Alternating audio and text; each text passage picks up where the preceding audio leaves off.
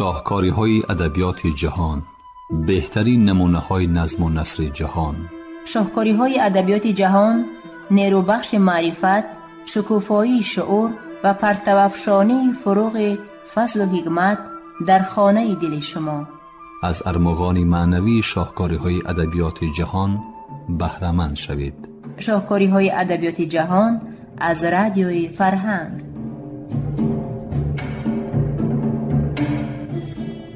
شنوندگان عزیز، گفتارمون را از سلسله خوانشی بدیعی از روی اثر نویسنده داغستانی رسول غمزاتوف داغستانی من در قرائت عبدالجلیل امان بشنوید. گفتار 36. سخن کلمه ملت در زبان اوری معنی غمخواری هم دارد. کسی که غمخواری ملت نیست نمیتواند غمخواری همه جهان هم باشد. میگفت پدرم آیا ملت باید غمی کسی را بخورد که وی غمی ملت را نمیخورد؟ میپرسید ابو طالب. مرغ و غاز و کلامشاه به فکر ملت ندارند، لیکن آدمان باید ملت داشته باشند. میگفت مادرم یک ملت و دو جمهوری هم میشود، از آنی همسایه هامون آستین ها بریم. یک ریسپوبلیکای و 40 ملت هم میشود. یک توده زبان ها و خلق ها گفته است در حق داغستان مسافره. اژدهای 1000 سر میگفتند داغستان را دشمنان، درختی سرشاخ و برگ میگویند داغستان را دوستان. در روزی روشن چراغ با دست جهان را سراسر گردی هم در تمام روی زمین جای را یافته نمیتوانه که این خیل خلقش کم باشد و خلقیتش بسیار. میگفتند سیاحان. ابو طالب شوخی میکرد.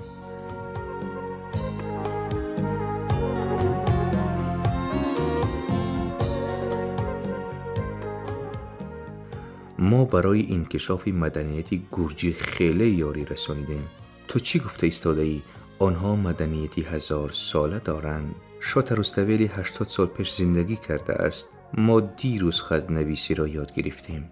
ما با آنها چه خیلی یاری رسانیده می توانستیم؟ همین خیل. هر اول ما به خود زبان دارد. گرجی ها همسایه ما این زبان ها را آموخته مقایسه کردند. آنهایی که این زبان ها را تحقیق میکردند مقاله و کتاب های علمی می نوشتند. عالم، نامزد و دکتر شدند. اگر در تمام داغستان یک زبان می بود مگر آنها این قدر دکتر می داشتند؟ ها، انا همین طور. آره، درباره گراماتیکا، سینتاکسیس، فونتیکا، لکسیکای زبان های داغستان کتاب های گوناگون می نویسند و باز خواهند نوشت. در این جبهه کار بسیار است. بیایید عالمان به شما و به فرزندان شما هم میرسد. عالمان بحث میکنند. یکی میگوید در داغستان فلان قدر زبان است، دیگری میگوید به همان قدر. یکی میگوید زبانها این طور به وجود آمده اند، دیگری میگوید آن طور. در محاکمرانی و دلیل آوری های آنها بسا اختلاف است، ولی من فقط همین را میدانم که در جای ما آدمانی به 5 زبان گپ میزدگی سواری یک عرابه شده میتوانند. اگر در چهارراه 5 عرابه توقف کرده ماند به 30 زبان هم گپ زدنی آدمان را شنیدن ممکن.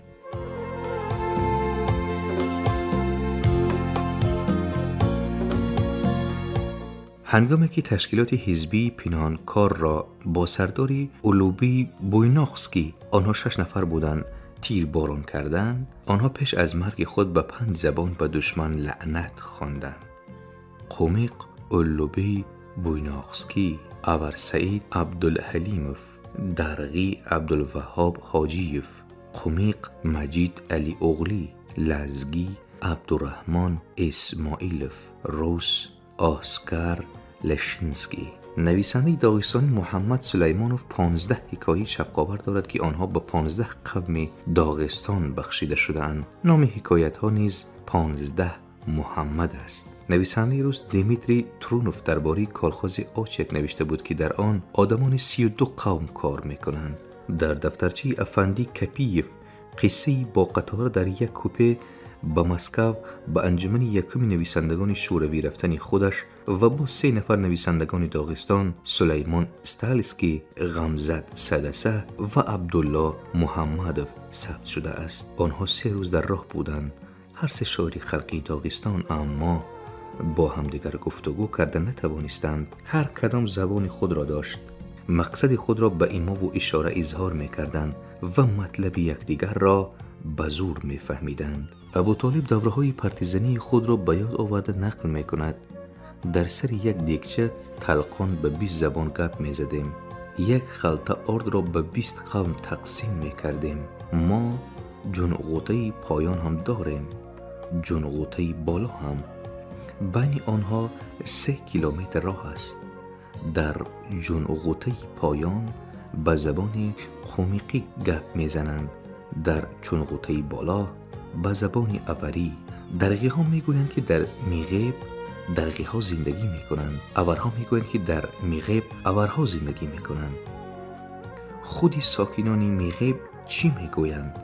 آنها میگویند ما نه درغیم و نه اور، ما میغیبی.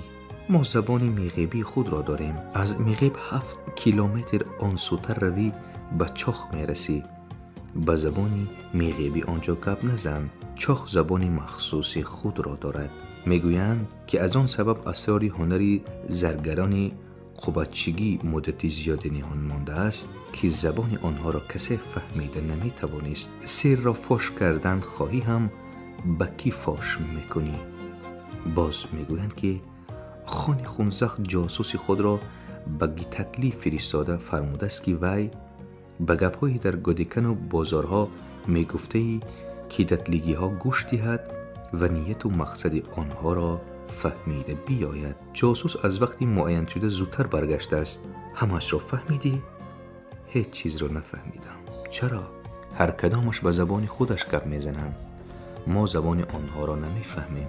یک جوان کوهستانی به دخترکی زیبا طلعت عاشق می شود. او با آن دختر این 3 کلمه در ضمیر داشته خود را نوشتنی می شود: تو را دوست می دارم. اما در مکتب نه، بلکه در جایهای گذری دختر که دختر اظهار محبتی او را دیده تواند، بروی شخ، بروی پیراهیش چشمه، به دیوار خانه دختر، در روی تنبور خود. این کار او یگان بدی نداشت، اما فکری به سری عاشق زد که این 3 کلمه را به همین زبانهای داغستان ثبت نماید. و به همین نیت به راه برآمده، گمان داشت که سفرش طول نمی کشد. لیکن معلوم می گردد که این کلمه ها را در هر اول به طرز خود می گفتند: دیمون یا قوله اوری، ززون که انده لزگی، تتون اینه چچه بره، لکی خیونب ریگولره درغی، منسنی سیومن قومیقی، اوزو کندوزوز تبسرانی، میتوره خواستنوم تاتی. آنجا باز بادلیخی، چاخی، سمندینی، سونتینی و غیره هست. میگویند که آن عاشق هنوز در کوهستان سرگردان است. معشوقش کیها شوهر کرده پیر شده است، ولی جوانمردی ما هنوز آن سخنان خود را نوشته گشته است. نمیدونی به زبان شما تو را دوست می‌دارم را چه خیل گفتن در کار؟ پرسید پیر مرد از جوانه. جوان دختری که در پهلوش ایستاده را آغوش کرده جواب داد: به زبان من محبت را انا همین طور اظهار میکنند. هر یک پرندچه، هر یک گل، هر یک چویجه در داغستان 10 ها نام دارد. از روی کانستیتوسیا در ما 8 قوم اساسی است: اورها، درغی ها، قومیقا، لزگی ها، لک ها، تاتا، تبسرانی ها، نوغی ها. ما با 5 زبان 5 مجموعی ادبی میبراریم. آنها چونین نام ها دارند: دوستاو، داسلو، تعلمتگش، گعدولچی، زمنن. همین آنها یک نامی عمومی دارند: دوستی. در داغستان به 9 زبان کتاب نشر کرده می شود، اما به چند زبان سرود می خوانند.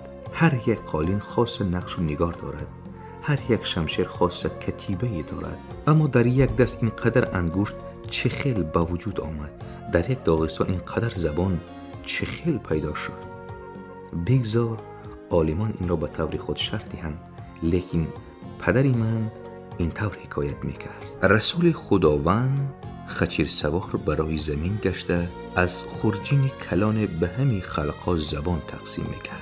به نزدی چینی ها رفته به آنها زبان چینی داد، به نزد عرب ها رفته به آنها زبان عربی داد، به یونانی ها زبان یونانی داد، به روسا روسی، به فرانسوی ها فرانسوی. زبان ها گوناگون بودند، یکی نرم و دیگری سخت، یکی خوش آهنگ و دیگری خوش آب و رنگ. خلقای از این نعمت شاد گردیده همان دم آدموار هر کدام به زبان خود سخن آغاز کردند.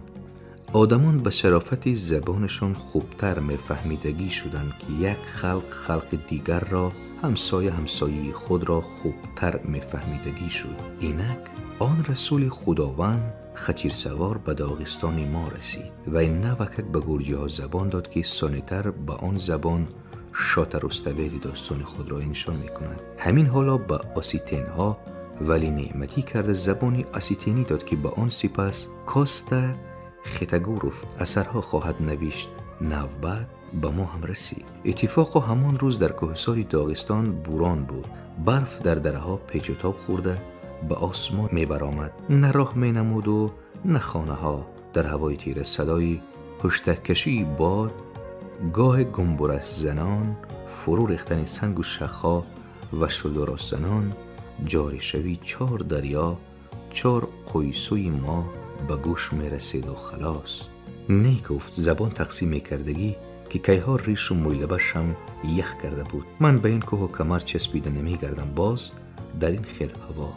او خورجینش را که در درون آن باز 1-2 مشت زبانهای تقسیم ناکرده مانده بود گرفت و از بالای کوههای ما ریخت. هر کی چه خیل خواهد گیرد گفت. زبانهایی به زمین ریخته را بوران برداشته به دره و کوهها پراکنده کرد. همین وقت همی داغستانی ها از خانه های خود دویده برآمدند. آنها سراسیمه یکدیگر را تیره داده به سوی این بورانی نعمت بخش که هزارها سال باز منتظرش بودند شتافتند. بدانه های گرانبها در افتاده به هر کی در هر چی رسید چیدن گرفتند. کوهستانیان غنیمت های خود را گرفته سوی بونه های خود و تا بسنده شدنی بوران نشستند. پگاهی خیسند که برای زمین آفتاب نور می پاشد، گویا که تمام برف نباریده باشد. نگرند کوه. اکنون این کوه نام آن را گرفته گپ زدن ممکن. نگرند بحر. اکنون این بحر نامش را گرفته گپ زدن ممکن. همه آنچه را که به چشم می افتد اکنون نامبر کردن ممکن. چه خرسندیه! این نان، این مادر، این بونه، این آتشدان، این پسر، این همسایه، اینها آدمان. همه آدمان بیرون زده برآمده با یک آواز ندا کردند. کوه گوش کردند. از آنی همه هر خیل برآمد. برابر بحر گفته فریاد کردند. از آنی همه هر خیل برآمد. از همان وقت اورها، لزگیها، درغیها، قمیقها، تاتها، لکها پیدا شدند. از همان وقت این جانب همین این یک جای داغستان نام دارد. آدمان از گوسفندان، از گرگان، از اسبان، از ملخها جدا شدند. میگویند که به آدم شدنی اسب کمی مانده است. ای رسول خدا، چرا تو همان وقت از بوران به کوههای سر به آسمان ترسیدی؟ چرا زبانها رو به سری ما توکلی ریختی رفتی؟ تو چی کار کردی؟ آدمانی را که روح و دلشان، عرف و عادتشان، طرز زندگانیشان اینقدر به هم نزدیک است جدا کردی. زبانشان را هر خیله کردی. خیر میلش، به همین شم شکر. زبان گنده نمی شود. آن طرفش را خودمان یک علاج می کنیم. بدیل یکدیگر راه می یابیم. طوری می کنیم که زبانهای گوناگون ما را از هم جدا نه بلکه به هم متحد بکنند. بعد به ما تیمور لنگ و عربها و شاه ایران هجوم کردند و همه‌شان حرکت داشتند که زبانشان را باری ما کنند. ولی از آن که دستی ما را تکان دادند انگشتان ما کوچیده نافتید. از آن که درختی ما را تکان دادند شاخهای آن نشکست. زبان را همچون کشوری عزیزی خود احتیاط کردن در کار. گفته است شامیل. سخن هم مانند تیر است، بیهوده صرفش نکن. علاوه نموده است حاجی مراد. وقتی که پدر از عالم چشم می پوشد، به پسرانش حولی، زمین، شمشیر، تنبور میراث میگذارد. اما نسل از عالم گذشته به نسل‌های دیگر زبان میراث میگذارد. کسی که زبان دارد به خود خانه ساخته، زمین شدگار کرده، شمشیر ساخته، تنبور جور کرده و آن را نواخته میتواند. پدرم همین طور میگفت. زبان مادری من، نمیدونم تو از من راضی هستی یا نه، ولی من با تو زنده‌ام و از تو افتخار دارم. چون که آبی زلالی چشمه از قعر تیره زمین به سوی آفتاب، به سوی سبززار میبراید، الفاظ زبان مادری من هم همین نوع از قعر دلم به زبانم می آید. لبانم به هم می رسند، به صدای لبان خود گوش می دهم، به تو زبان مادری هم گوش می دهم و چنین می پندارم که دریای پرشور کوهی میان تنگناها غریده به خود راه می یابد. من غرش دریا را دوست می دارم. همچنین از غلاف بیرون شده به هم خوردن دو خنجر پولادی و جرنگاسی آن را دوست می دارم. این همه معنی ها در زبان من افاده دارند. من این چنین زیری لب اظهاری محبت کردن را دوست می دارم. زبان مادری من تو را نمی توانم چنون بسازم که همه بفهمند. هر قدر که تو از آهنگ و صداها سرشاری، تو را تلفظ کردن نتوانستن شخص غیر ابر همان قدر دشوار است، ولی اگر کس تلفظ کرده تواند، چه شیرین و گوارایی. اینک مثال عادیه. از 1 تا 10 شمردن: سا، کیگا، لعبگا، اونگا، شگا، اندگا، میگا، ایچیرا، انسیرا. اگر من کسی به زبان اولی تا 10 شمرده میتوانستگی را دوچار آیم، او را به آدمی شجاع برابر میکنم که بدوش سنگی کلانی برداشته از یک ساحلی دریای پرتویان به ساحل دیگری آن گذشته میتواند. اگر تا 10 درست شمرده توانی، آن طرفش را هم میتوانی. از این پس تو شناوری میتوانی دلیران پیش رفتن گیر. در حق آدمان ملت دیگر چه حاجت سخن؟ پیرمردان حتی به اور بچه های خودمون میگفتند که 3 مراتبه در نمانده کعاده، گوارک، کیورک، قواقه دنه بیگو. این چنین معنی دارد: در تگ پل قرباقه وق وق میکرد. همگی چند کلمه است، لیکن ما بچه های اول بعضا روزی دراز مشق میکردیم که این کلمه ها را درست و زود تلفظ نماییم. ابو طالب به اوری گپ زده می توانست پسرش را به اول ما صده فرستاد که وی هم زبان اوری را یاد گیرد. وقتی که پسرش برگشت، ابو طالب از او پرسید: به خر سوار شدی؟ سوار شدم. تا 10 شمرده می توانی؟ می توانم. 3 مراتبه کعاده، گوارک، کیورک، کوک کوک دانه بگو. پسرش گفت: اوهو، گفتن ممکن که تو آرنجت را گزیدی. چنین زبانهای اولهای ما که در تنگناها فشار خوردند. برای ثبت کردن تلفظ ما آوازهای ما اگر به زبان عالمها بگوییم، برای ترانسکریپسی آوازهای ما، آوازهای خلقی و دماغی در یگان الفبا حرف یافت نشد. بنابراین وقتی که برای ما الفبا ترتیب می‌دادند، به حرفهای الفبای روسی حرفها و خوش حرفهای مخصوص علاوه کردن لازم شد.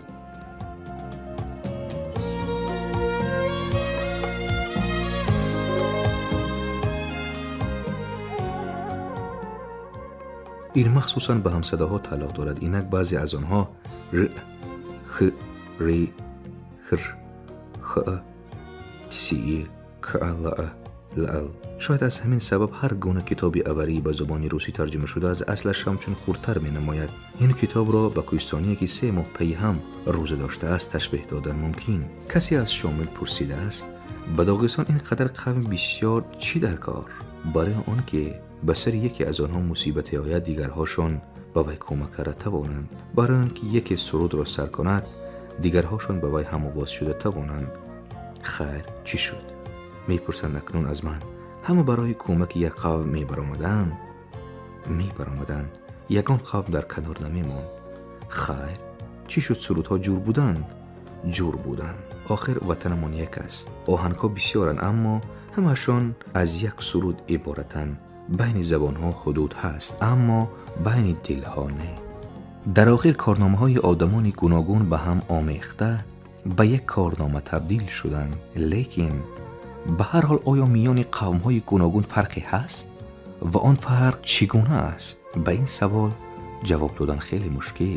در حق قوم‌های ما میگویند یکی برای آن به دنیا آمدند که جنگ کنند، دیگری برای یرق‌سازی، سومی برای چوپانی، چهارمی برای دهقانی، پنجمی برای باغبانی رویدند. ولی این گپی بی‌معنی.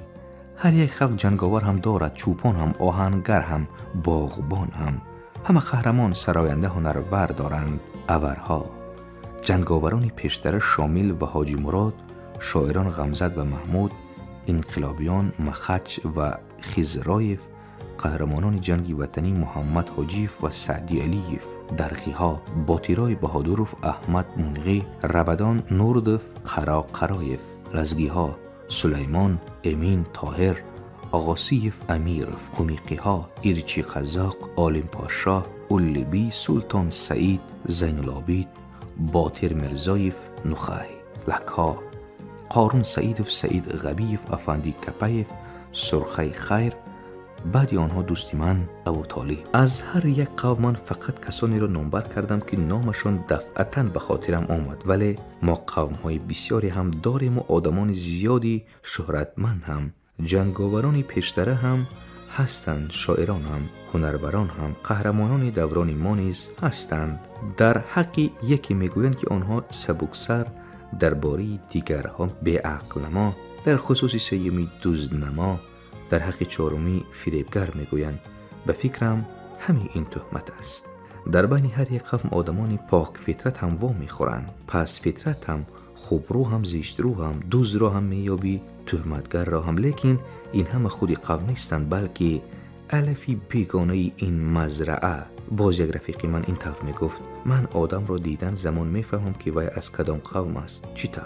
بسیار آسان. مردم یک قوم داغستان نامش رو نمیگیریم، به مخچقله آمدن برابر پیش از همه رستنرن را میجویند و جایی را که در آن با یگان دختری خوش رو شناس شدن ممکن است. 3 نفر آنها یک دسته پرمغل، یک دسته سری دسترخوان را تشکیل میکنند. مردم قوم دیگر آن را هم نامبر نمی کنند. به کینا، به تئاتر، به کنسرت میتوند.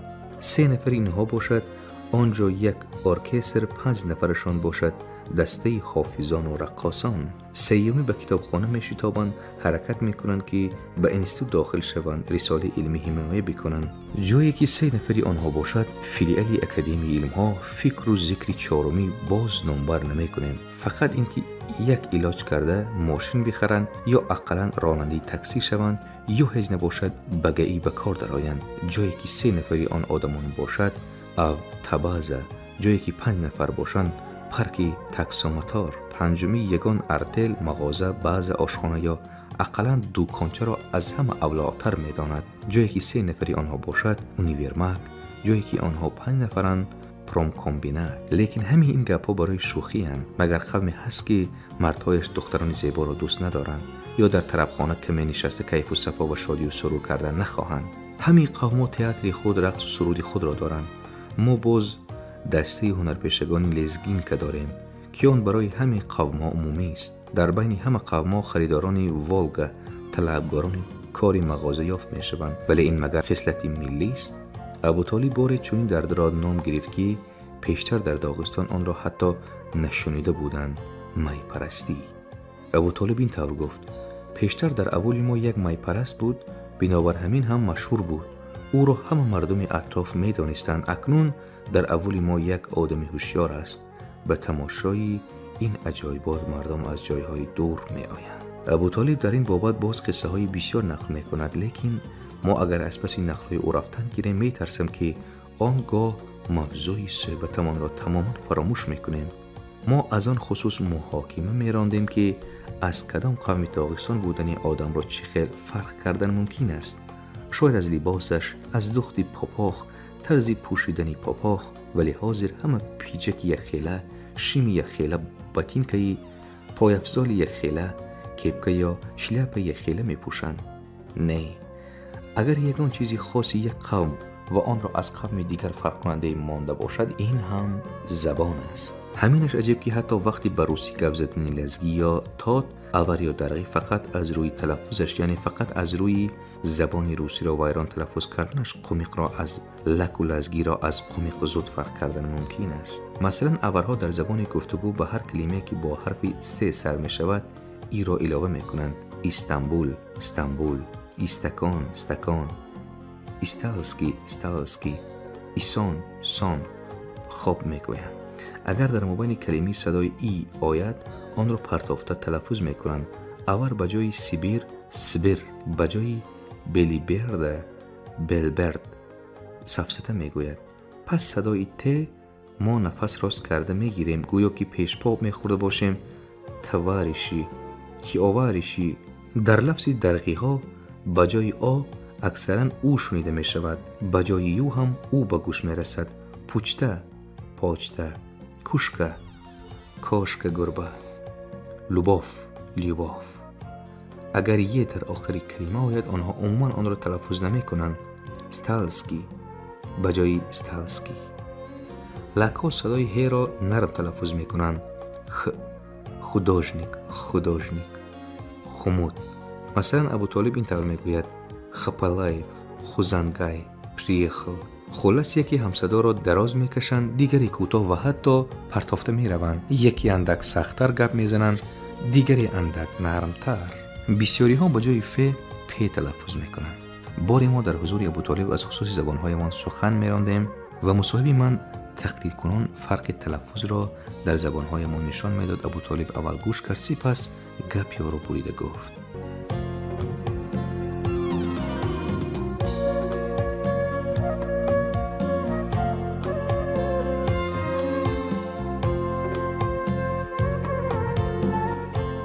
شنوندگان عزیز، یادرس می شویم که شما گفتارمان را از سلسله خوانشی بدیعی از روی اثر نویسنده داغستانی رسول غمزاتوف داغستانی من در قرائت عبدالجلیل امان شنیدید.